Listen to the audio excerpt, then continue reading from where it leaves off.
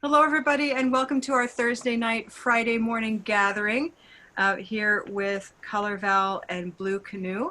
We are welcoming people to the room, okay? And tonight is one of our special nights when we have students and teachers in the room together to enjoy a sense of community around language. I'm Karen Taylor. I'm co-author of the Color Vowel chart, and I'm head of education at Blue Canoe, and it's a pleasure to have you here. Please, let's just do a little bit of housekeeping. We are staying muted, please, unless you're going to say something, just because we have quite a few people in the room. Second is I'd like you to find the chat. The chat for Zoom is somewhere in your controls. And you can join us if you've just arrived. Let us know where you're calling in from. And then also, I'd like to know if you have any words that you want me to work on with you tonight, or that we can throw out to our teacher audience and see what they'll do with it, okay?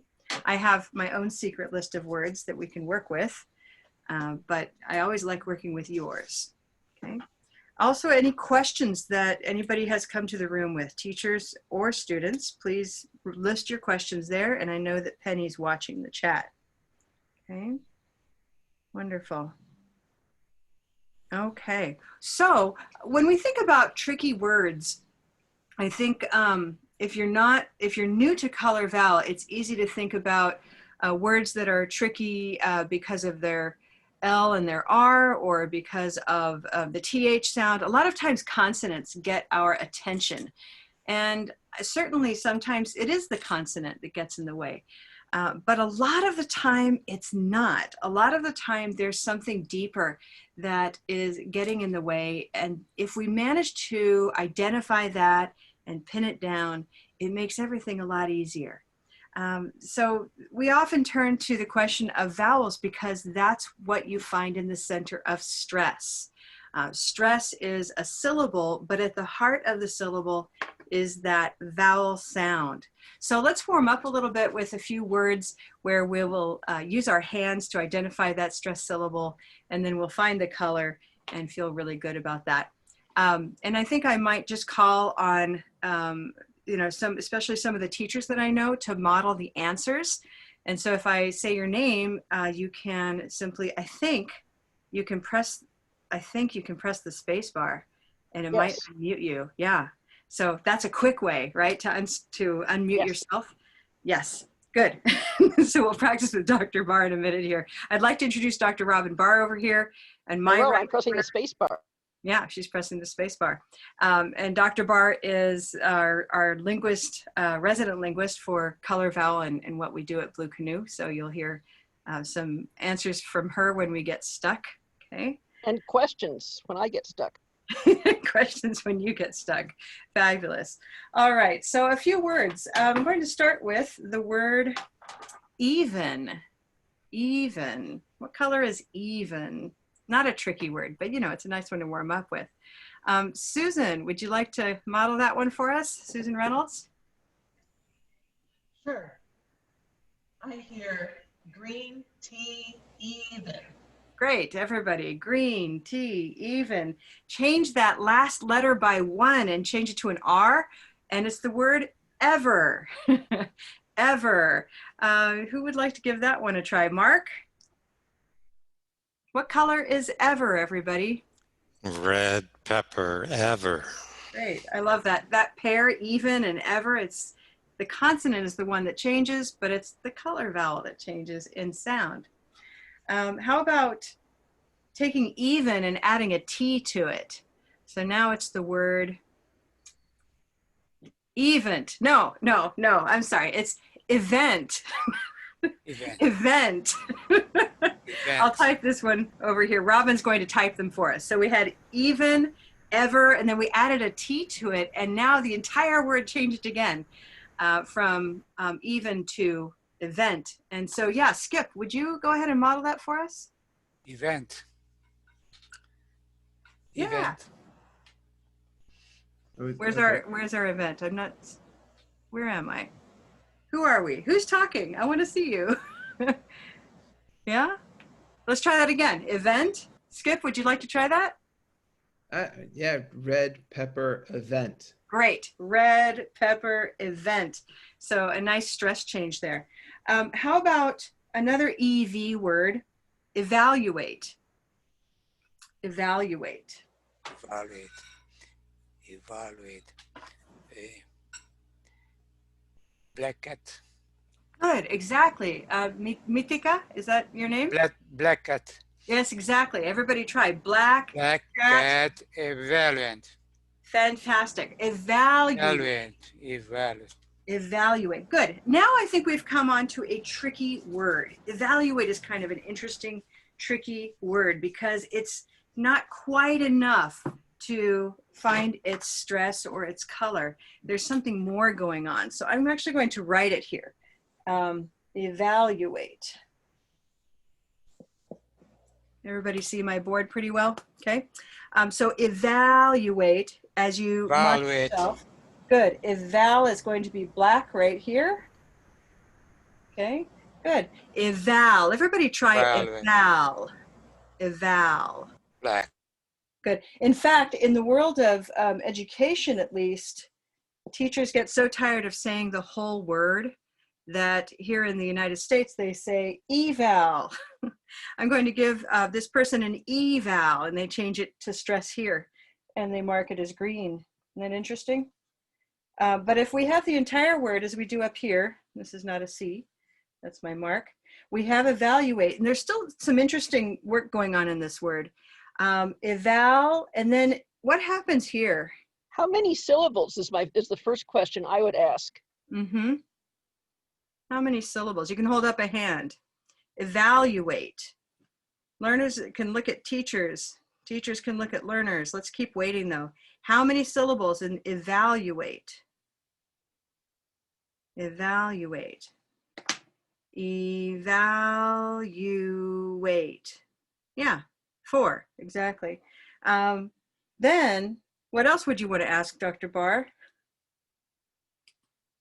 What is the sound between the third syllable and the fourth syllable? Yeah, what happens here? Between the U and the A?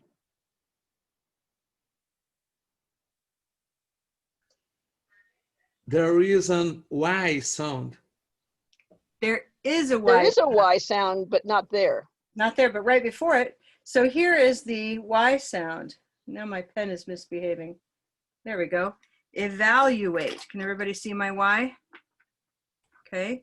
Evaluate. If you, by the way, if you are looking at the gallery view and you want to see me better, you can double click on my picture and I will get big. Or you can change your view. Okay, but in that way you'll see better what I'm writing. So there's an invisible Y right there. In fact, let me grab another pen there.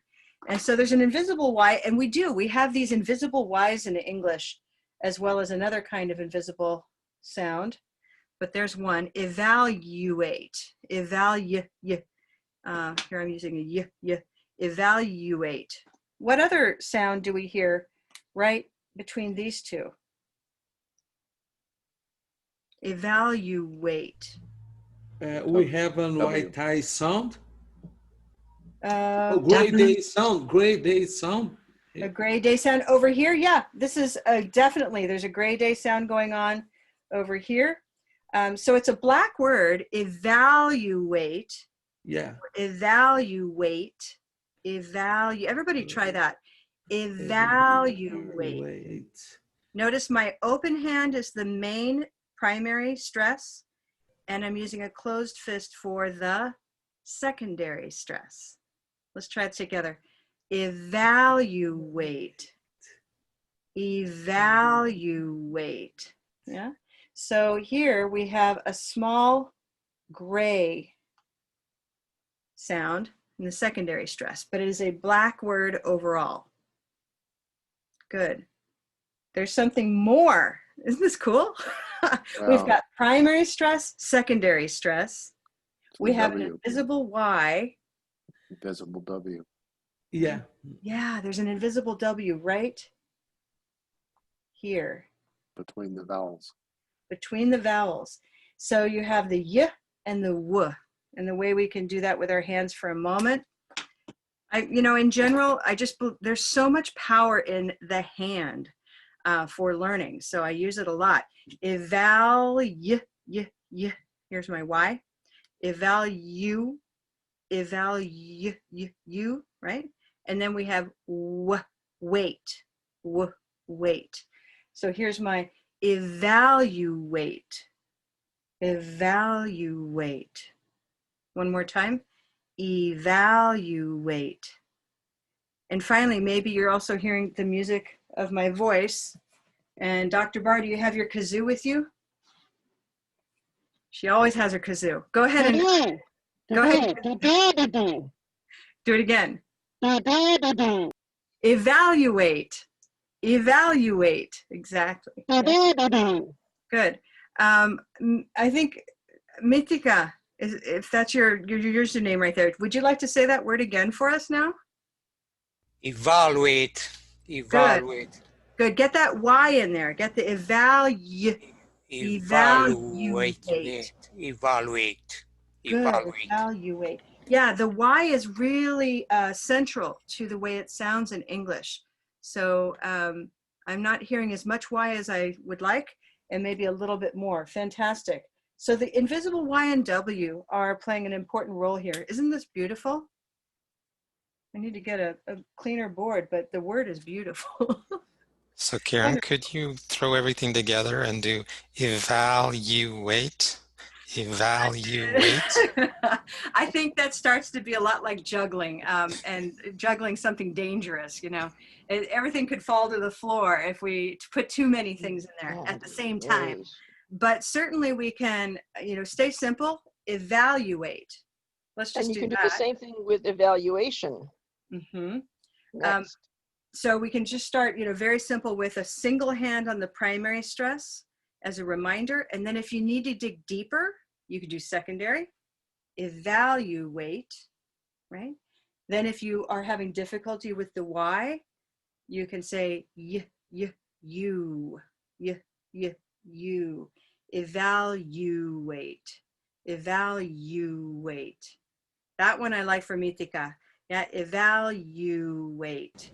Almost think of it as evaluate, something like that for a moment to kind of trick your brain backward. We can go backward. We can start from the end and say wait, wait, wait, wait. You wait. You wait. You You wait. wait. You Great wait. day. Alluate.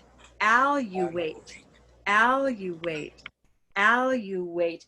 Evaluate. Evaluate. Evaluate. Evaluate.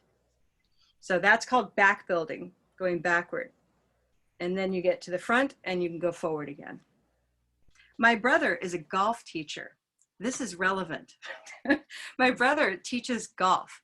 And when he teaches golf to people who have time for golf lessons, one thing he does when they have difficulty with their putt, that's the small one, not the big swing, is he has them go backward. I don't know how he does that, but he did tell me that they go backwards to rewire the way the brain thinks about this movement. So we're doing the same thing here. This works for music also. If you're practicing something difficult, there are lots of ways you can practice, but one way is to start at the end, because usually you jump in at the beginning and then you start getting tangled up in the middle, which is what happens with the pronunciation too. So if you start at the end, then once you get halfway through, then you know where you're going. Good. So that was a lovely word. Now, all of those EV words were interesting to me because when you think about them in order, it's tempting to think, well, what if we just alphabetize them? Remember how handy it is to alphabetize words? We could have something like even, then we have ever, NOPQR, right? And then we have evaluate up here. And here's, let's make this event. right? And then we'll have ever here. I think it's fascinating that these words don't sound at all alike in their beginnings. Evaluate, even, event, ever. Those are 4 different letter sounds here, and the stress is in all kinds of different places. So that was interesting to me. Yeah. What would be another word that comes to mind for anybody, or questions that come from these words so far? I wanted to show you a couple of slides that I had handy. Thought you might enjoy these. Let's see here. You want to Well, do biology? sorry? Biology, same stress, same Biology. problem. Yeah, while I'm finding, there we go. Yeah, biology has a nice invisible Y, so let's try that again. Biology, biology. So Mark, you can see I'm kind of doing a combined thing there because the Y happens to go right into the stress. Try it again, everyone. White tie, oh, I tricked myself. So biology is going to have that ah, right? So olive sock. So we have the bi leading in, biology, olive sock, biology. Yeah, it's always fun when we get to trick ourselves. So I wanted to share another way of thinking about tricky words. And let's see, here we go. These are some tricky words. Here we go. Now, not that this might not be a word that you're using all the time, better and batter, but does anyone have any difficulty with and ah? And Penny, somebody's in the waiting room, just so you know. I can't quite get to that little place to admit them. But everyone try better, batter, better, batter. Now, what about if somebody says better, better, better? I'm trying to do it in this way that I often hear that's very between the two, right? Better, better. Well, what's happening there, what's so interesting is when we get these boundaries crossing, right? Like batter and butter in English can sound the same to some people. Butter, butter, or butter, butter. Like, are you saying batter, butter, butter? What? Yeah, these crossing boundary words can be tricky because we're not sure how to make the vowel sounds different. What about pepper? Pepper, pepper, pepper, pepper, pepper, pepper, paper, pepper, right? Another boundary, cook and cook, cook and cook, cook. How do we make a difference between these? Do any words come to mind for you? Write them in the chat while I go. I have 2 more to share with you, and then we'll break out and talk about them. These last 2 are words that I'll have only one word, but you're going to see why it's a problematic word. Here's focus. Now, it's a rose boat word, but sometimes students have trouble with this word and make it mustard or olive, and it starts to sound a little on the edge there, right? A taboo word or a word that gets you into trouble. So focus can feel like a dangerous word, or beach can feel like a dangerous word if it starts to become silver. Beach, beach, beach, okay? And I mark those in red just so that you can think about that without having to say it. But these words are the words that I know students are hesitant about. And I thought I'd share those just to see, does anyone have experiences with that where they feel like they're not able to find a color completely? Can you raise a hand if you have trouble with that sometimes? Or teachers, yeah? What are your color vowels that are difficult for you? Is it silver versus green? Harold, what do you have trouble with? I think the region gray, red, and black, those 3. Great, gray, red, and black. Yeah, so right in this area. And that's interesting to me because among different English speakers too, it's not that they have difficulty, but there's a lot of variation in this area. And it's also a place where we have a lot of our words that are stressed in this location. So you're not alone. Great. Well, let's break it out a little bit. Teachers, what can we say is different for our learners today? How would you describe the difference between red and black? Let's start with that.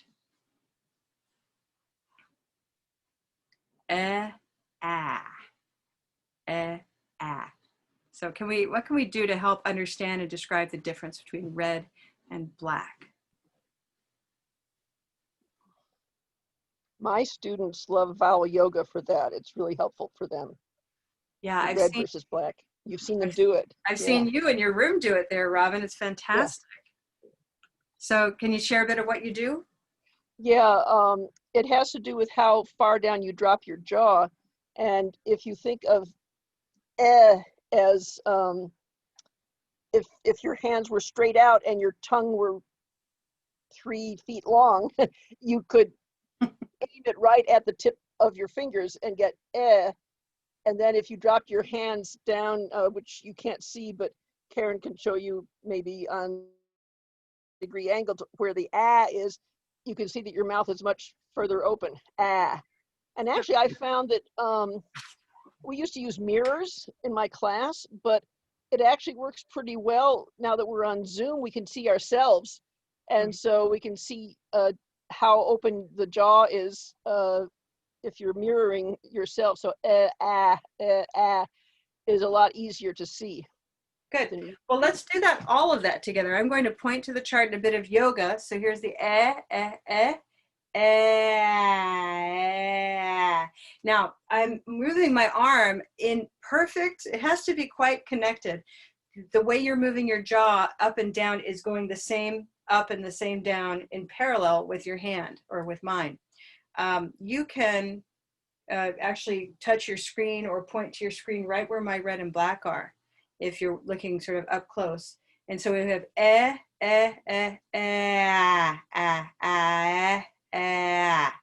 and if you practice going right over that boundary between red and black, it's sort of, especially for the teachers, you can start to really feel, when does it start to change, right?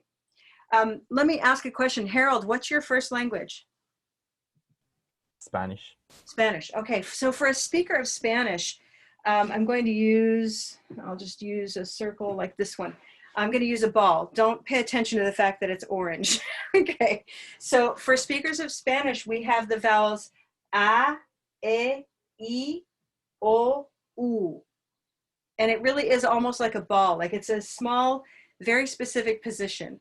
A, e, I, o, u. And so for that's it's part of why it might be difficult, especially between red and gray, because the Spanish is a high red position. And so to feel more red, you want to drop a little bit and relax your tongue if you can think of that in that way. So from I'll point here. Is the Spanish And I was just talking about this the other day with fiesta, because it was Mexican Independence Day on the 16th. And so fiesta in Spanish, in English, we have that word as a loan word, and it's fiesta. Fiesta, fiesta, fiesta, fiesta, right? So it's just a little different to anglicize it. But I really noticed, can you all hear the difference between fiesta and fiesta? Yeah, that relaxed tongue and the slightly lower jaw. Dr. Bard, would you add anything to that difference? Yeah, I also in English, the I guess what are called the lax vowels, the non-moving vowels, if anything, they could go a little bit more towards the schwa. So fiesta, instead of a. So that's another way that English listeners distinguish them. Fiesta, Fiesta, good. So it might be a little more in this direction. Fiesta, fiesta. Now, my third, and by the way, it's not just Spanish that has a, e, I, o, u, is it? Any other languages in the room that have those 5 vowels? Who else has those 5? Yeah, now in Japanese, you've got those 5 vowels. Any other languages? Okay, Portuguese, good. Turkish. Who? Turkish. Turkish also? Yeah. Fantastic. So I don't know if Turkish has a gray sound as well as a red sound, does it? I know that for Spanish speakers, the difference between like pepper is different from, is ambiguous with a, as in paper. So that word paper and pepper sounds like one word in the same. Pepper, pepper. So now is the second part. This will, I think you'll like this. So everybody try that fiesta, that that's a little bit lower and more relaxed, and now bring it up and try to sound like the Spanish eh. And from there, I want you to go up to green. Ready? A. One more time. A. So that gray sound, you can kind of, it's interesting. You can start with the Spanish or the Japanese and move to green, and that is the English gray sound. Gray, day, a. One more time. Gray, day, a. Now, usually, I don't usually describe it like that because I'm usually talking to audiences across languages or just about English. And so I often will mention that you can start at red and move up to gray. But when you really get into the fine tuning of it, it's really much closer to the beginning of that Spanish or Japanese or Portuguese a. Depends on the dialect. Depends on the dialect. Uh-huh. Okay, so a, gray instead of gray. Yeah. Yeah. So any of these are going to work as long as you have that movement upward and you start somewhere down here. Gilson has a question. Is it Gilson or Gilson? Gilson. Gilson. Yeah. I can say something. My mind know what I need to do, but my mouth and my tongue can't do it. And I have tried many times per day, and I have understand how to use the vowel sound and schwa and sound. Now I can understand more about it, but I study color vowel day after day, and I use API to learn each word. Excuse me, each word. Yeah, that I have to learn. But my mind and my tongue live so far. Well, you describe it so beautifully, Gilson. And I have to say, it's just, I think you speak the thoughts of many people. What you've described, and I'll share a slide because I happen to have it right here, is this difference. You know, it's the distance between what you're doing and what you think you want to do and what your tongue is doing. And this part of your brain is controlling your mouth. And the other part of your brain wants, maybe intellectually, you know what you want to do, but this part of your brain is controlling your mouth from your first language. And so as Gilson knows, we engage the musical brain and the physical brain and our eyes so that we can step around that control. And that's what we aim to do with all of our work. So be sure to be using your hand. You can trace. If you touch the chart with the difficult sounds you have, that can be a great help. But I'm not going to pretend it's easy or instant. You're right. It takes time. But you sound fantastic, by the way, Gilson. You've made a great deal of progress since I first met you. Thank you. Thank you. Any other comments or questions? This is the kind of evening or morning, depending on where you are, that I just would like to have last for a long time. But our Thursdays are, short and sweet. And as we, get together every Thursday, teachers know that every third Thursday is a lab with our students. Students, did you enjoy today's session with our teachers here today? We certainly loved having you. So please join us again for our next third Thursday, and teachers will be seeing you often. And thank you so much for coming this evening and this morning. Have a great time. Stay safe and stay healthy around the world. Okay. Good night, everybody.